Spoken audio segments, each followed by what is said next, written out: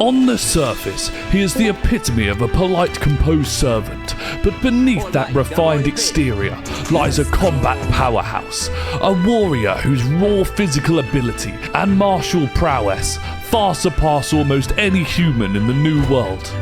Despite his elderly appearance, he is capable of feats that would make most adventurers tremble, blending elegance and lethal precision into every movement.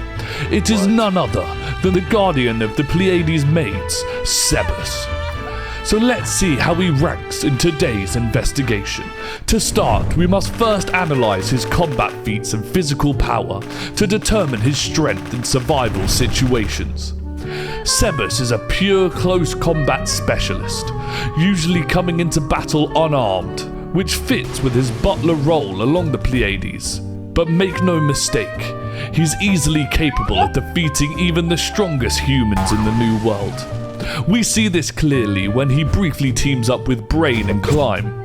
While they each struggle against a single assassin, Sebas wipes out multiple instantly, without breaking a sweat. Like everyone else from Nazarick, he operates on a completely different level than the humans of the world. Even against stronger opponents like Six Arms or Zero, Sebas doesn't struggle. Fueled by his rage after Tuare was taken, he eliminates each of them in one strike, walking away completely unharmed. That alone proves he is far beyond any elite fighter. And even if Sebas doesn't throw around big spells, that doesn't mean he's defenseless. He has plenty of built-in physical and magic resistance. We see that clearly when Zero hits him with a full force attack, combining every martial art and beast skill he had, and Sebas blocks it without even moving a muscle. So he is obviously stronger than all of the humans, but his place within Nazarick is much more defined. Compared to the Floor Guardians, Sebas comes up short. This is made clear when Kakaidas casually blocks Sebas' full-powered death blow, without it even activating his armor defense. It shows that while Sebas' strength and speed are both incredible, he is still multiple steps below the true top tiers of Nazarick. What also stands out is his lack of offensive or supportive magic. Whether that's because he doesn't have any, or simply hasn't need to use it yet, it creates a clear hole in his combat potential. Against enemies who rely on large-scale magic or deadly ranged attacks, Sebas could find himself at a serious disadvantage. But remember, agents, power isn't everything. A wise man can take down a whole army on his own if his timing is right. So how does Sebas fare when it comes to a battle of wits?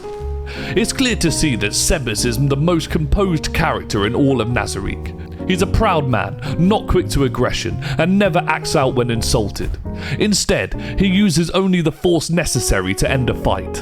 A lot of that comes down to the respect and pride he carries from his creator Touchme, the hero who once saved Ainzul Gon himself, back when he was just a new player in Yggdrasil. That mindset, paired with his awareness of his own strength, keeps him grounded.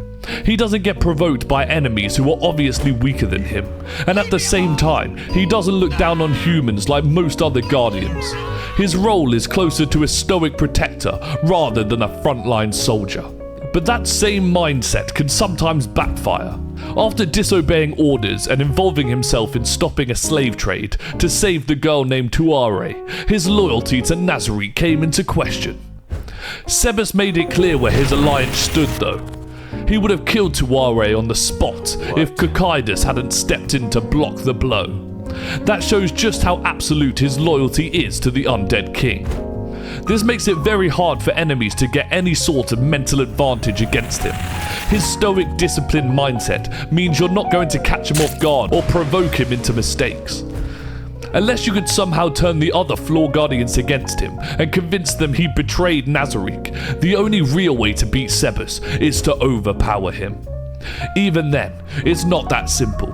He has the discipline to retreat from a fight he knows he can't win, which is exactly why he never oversteps when it comes to Ainzul Gon or the Guardians. He knows they're stronger, and he respects that. And now we move on to the final stage of the investigation, his unique traits that elevate him from polite butler to high priority threat in the field. Sebas has a fierce and overwhelming aura that crushes weaker opponents before they even throw a punch. The effect seems to scale depending on how much stronger he is than his target. The clearest example of this is when he prepares to deliver a killing blow against Climb.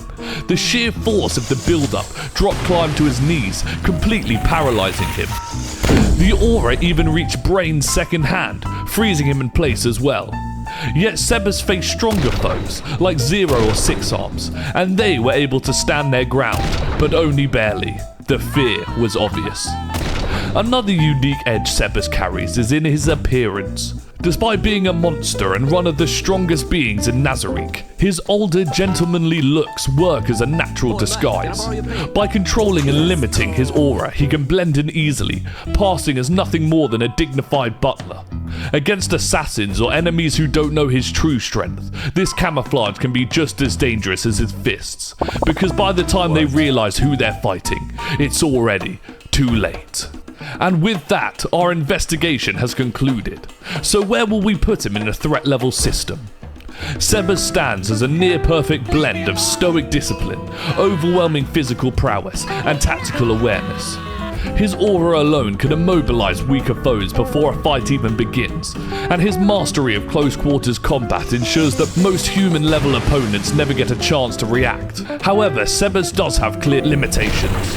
He lacks the magical arsenal and large-scale destructive capabilities that define the god-tier threats, or even the double S-class heroes like Mash Burndead.